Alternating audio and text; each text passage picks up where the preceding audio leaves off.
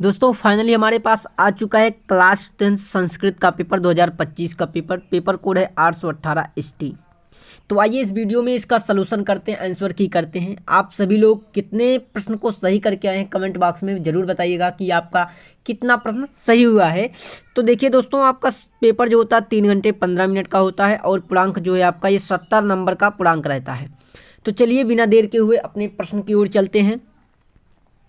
तो चैनल पर नए, चैनल को अभी तक सब्सक्राइब नहीं किया तो चैनल को सब्सक्राइब कर लीजिएगा और फिर दोस्तों तक वीडियो को शेयर कर दीजिए।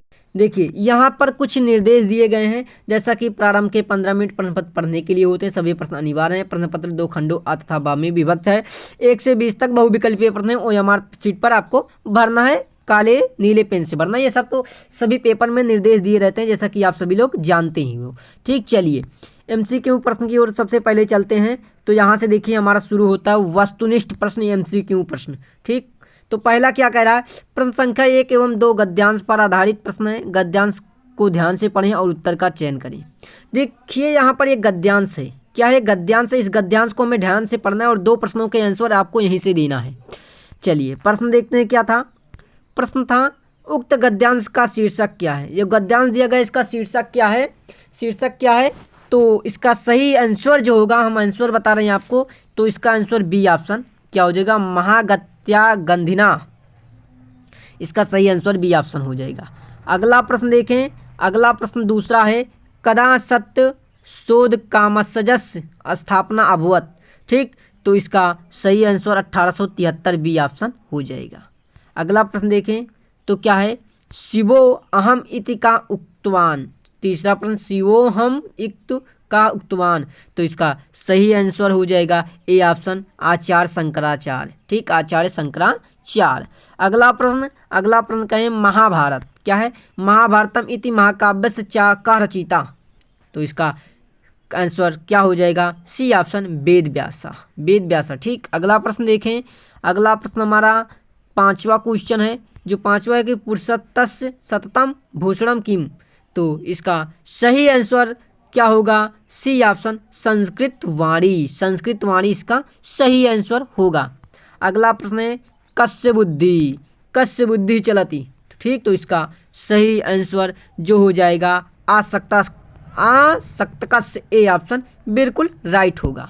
अगला प्रश्न की बात करें तो अगला प्रश्न हमारा जो है वो है सिद्ध या सिद्धो समो भूत्वा समत्वाम योग उच्यते सूक्त किस पाठ से उद्धृत है। तो ये किस पाठ से उद्धृत है, तो पाठ का नाम है विद्या गीतामृतम, गीतामृतम। बी ऑप्शन बिल्कुल राइट है। अगला क्या है, अगला प्रश्न जो है नागानंदम इति नाटके अड्या संति। ठीक, तो इसका सही आंसर जो हो जाएगा क्या हो जाएगा, पश्च। क्या हो जाएगा, डी ऑप्शन, पश्च। अगला प्रश्न, अगला प्रश्न देखें 9वां प्रश्न। 9वां प्रश्न क्या है, भोज प्रबंधनस्य लेखका कस्साह कह कालिदासा भवभूति बालसेनन भोज। तो सी ऑप्शन, बालल सेन, बालल सेना। ठीक, बालल सेना। अगला प्रश्न, अगला प्रश्न क्या, सत्यवाहना, सत्यवाहना का आसित, सत्यवाहना का आसित राजनीतिज्ञ, सेनापति, नृपा या फिर मंत्री। तो सी ऑप्शन बिल्कुल राइट, नृपा, नृपा हो जाएगा। ठीक, नृपा। अगला प्रश्न है, तो अगला प्रश्न में आपका शुरू हो जाता है उपखंड खा, उपखंड खा। उपखंड खा का पहला प्रश्न क्या था, 11वां प्रश्न है, यच प्रत्याहारों के वर्ण हैं कौन से हैं। एच प्रत्याहारों के वर्ण कौन से हैं। तो इसका सही जवाब बी ऑप्शन, ए ओ आई औ। ठीक, ये बी ऑप्शन इसका राइट आंसर होगा। अगला प्रश्न देखेंगे तो अगला प्रश्न 12वां क्वेश्चन है, नासिका किन वर्ण का उच्चारण स्थान है। नासिका किन वर्णों का उच्चारण स्थान है। तो इसका सही जवाब जो है वो है बी ऑप्शन, आ इया मा ड़ा री ना। ये बी ऑप्शन जो है ये राइट है। ठीक, चलिए अगला प्रश्न देखें तो अगला प्रश्न क्या है, 13वां क्वेश्चन, शिवास धन आर्या आर्या अर्चिया में संधि का पद बना है, किसका संधि विच्छेद है। ठीक, तो 13वें का जो राइट आंसर है शिवोचार्य, शिवोचार्य, ए ऑप्शन बिल्कुल राइट। अगला प्रश्न, हरिबंदे, हरिबंदे का संधि विच्छेद कीजिए। हरिबंदे का संधि विच्छेद क्या हो जाएगा। तो इसका डी ऑप्शन बिल्कुल करेक्ट होगा, हरिबंदे, हरिबंदे। ठीक, अगला प्रश्न, अगला प्रश्न देखें तो हमारा अगला प्रश्न क्या है, नदी। क्या है, नदी पद किस लिड़ तथा विभक्ति का रूप है। तो इसका सही आंसर की बात करें तो बी ऑप्शन स्त्रीलिंग प्रथमा विभक्ति का ये रूप है, ठीक, रूप है। अगला प्रश्न देखेंगे। अगला प्रश्न क्या, नि धातु क्या है, नि धातु परस्पैदी का लिड लकार प्रथम पुरुष बहुवचन का रूप कौन सा है, अनयनम, नयति, अनयानम, नयान। तो 16वें का जो राइट आंसर हो जाएगा ए ऑप्शन अनयान, अनयान, ठीक, अनयान।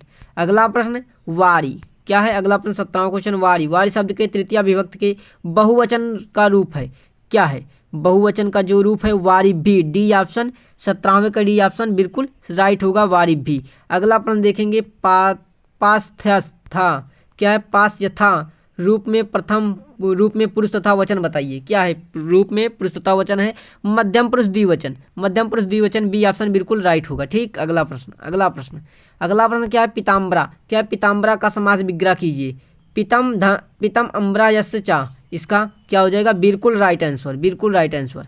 अगला प्रश्न देखेंगे अष्टाध्यायी, अष्टाध्यायी में समास है, अष्टाध्यायी में कौन समास है, तो अष्टाध्यायी में जो समास है आपका क्या है, द्विगु समास है, कौन सा समास है, द्विगु समास। तो इसका ए ऑप्शन क्या हो जाएगा, ए ऑप्शन बिल्कुल राइट हो जाएगा। दोस्तों आपके 20 में से कितने सही हुए, 20 में से कितने एमसीक्यू आपके सही हुए हैं, कमेंट बॉक्स में ज़रूर बताइएगा, और कहाँ से आप पेपर देख रहे हैं इसको ज़रूर बताइएगा। चलिए आगे के पेपर को देखते हैं। अगला आपका पेपर आता है यहाँ से खंड खा होता है जो कि वर्णनात्मक होता है, ठीक। तो इसको भी देख लेते हैं कैसा आया था पेपर और कितने नंबर की आप करके आए हैं। पहला, निम्नलिखित गद्यांशों में से किसी एक गद्यांश का हिंदी अनुवाद कीजिए। देखिए यहाँ ध्यान से देखिएगा, 2 गद्यांश हैं, 2 गद्यांशों में से किसी एक को करना। पहला गद्यांश ये है यहाँ से यहाँ तक, ठीक, ये पहला गद्यांश है, इसका चाहे आप हिंदी में अनुवाद करो, या फिर एक गद्यांश ये है, क्या है, दूसरा गद्यांश ये है यहाँ से यहाँ तक, इसका आप चाहे हिंदी में अनुवाद करो, किसी एक का आपको करना था, ठीक, किसी एक को करना था। अगला प्रश्न था, क्या था, दूसरा प्रश्न, निम्नलिखित पाठों में से किसी एक पाठ का सारांश हिंदी में लिखिए। 3 पाठ दिए गए हैं, कितने, 3 पाठ हैं, तीनों पाठों में से 3 में से किसी एक को आपको करना था, एक को करना था, चाहे आप लोकमान्य तिलक कर सकते, गुरु नानक देवा कर सकते, या दीनबंधु ज्योतिबा फूले, तो किसी एक का आपका सारांश लिखना था हिंदी में, ठीक। चलिए अगला प्रश्न देखें, तीसरा प्रश्न है, जो निम्नलिखित श्लोकों में से किसी एक श्लोक का हिंदी में व्याख्या कीजिए।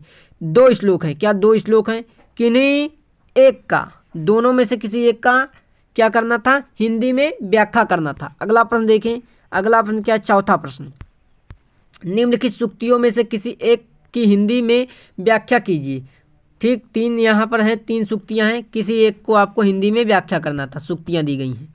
और अगला प्रश्न देखें तो हमारा अगला प्रश्न, निम्नलिखित श्लोकों में से किसी एक श्लोक का अर्थ संस्कृत में लिखिए। यहाँ पर श्लोक दिए गए हैं, किसी एक श्लोक का आपको अर्थ संस्कृत में लिखना था, 2 श्लोक हैं, ठीक, किसी एक को आपको संस्कृत में अर्थ लिखना था।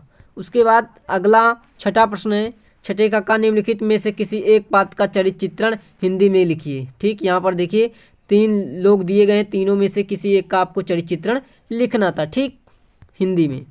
अगला खा है, इसका इसी भाग का खा, किसी प्रश्न पत्र का उत्तर संस्कृत में लिखिए, ठीक। 3 है, किन्हीं एक का आपको उत्तर संस्कृत में आपको लिखना था, चाहे आप इन तीनों में से किसी का लिख सकते थे।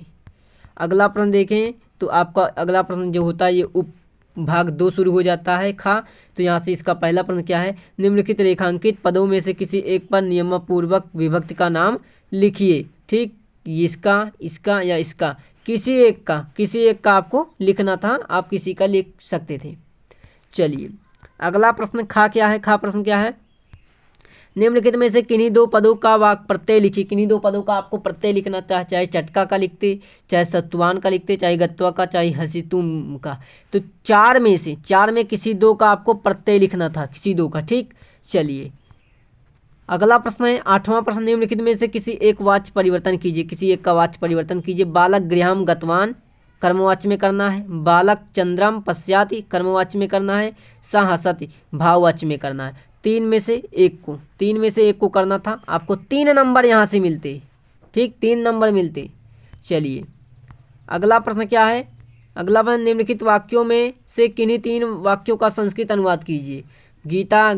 सीता गीत गाएगी, राम गांव में रहता है, छात्र अध्यापक संस्कृत पढ़ते हैं, बालक चटाई पर बैठता है, ठीक। ये 4 हो गए, 2 और ये इधर है, देखिए क्या है, गलत। तुम सबको पुस्तक पढ़नी चाहिए, तुम सबको पुस्तक पढ़नी चाहिए। इन पांचों में से आपको किसी तीन का आपको लिखना था। ठीक, आपका अगला प्रश्न क्या था? अगला प्रश्न है निम्नलिखित में से किसी एक विषय पर संस्कृत में 8 वाक्यों में निबंध लिखिए। किसी एक पर 8 वाक्यों में निबंध लिखना। पहला विद्या, सत्संग, सत्संगति, पर्यावरणम, अनुशासनम। इन में से किसी एक पर क्या करना था? किसी एक पर लिखना था। उसके बाद क्या है, या ये इस पर लिख सकते थे, या वासुदेव कटुम्बकम। ठीक, इस पर भी लिख सकते थे आप। अगला प्रश्न है 11वां क्वेश्चन क्या है? निम्नलिखित पदों में से किन्हीं 2 पदों का संस्कृत में वाक्य प्रयोग कीजिए। वाक्यम, रमस्य, उदाने या आपठत।